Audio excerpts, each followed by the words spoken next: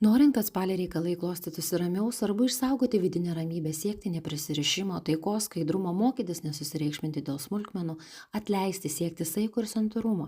Todėl nepasiduokite provokacijoms ir iš visų jėgų valdykite savo mintis, emocijas, žodžius ir reakcijas.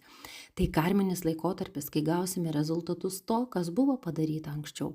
Daugelis iš naujo vertins savo vertybės, atras resursus individualumui ugdyti ir pasireikšti, todėl tai puikus metas mokytis pradėti naujus asmeninius projektus ir išlaisvinti savo potencialą. Pagrindinė tema bus santykiai, tad dar stipriau įsisiūbuos šeimos laivai. Kai kurie žmonės norės apsaugoti savo asmeninės ribas ir priimti svarbius sprendimus. Kaip saugiai išgyventi visą šį laikotarpį, stengtis būti tolerantiškesniems, švelnesniems, dėmesingesniems vienas kitams. Mėnulio jaunatis praeis, pasimirš, dėl ko buvo pradėtas kivirčas, o nuosėdos liks. Stebėkite, priimkite, padarykite išvadas, neieškokite kaltų ir atraskite kompromisą.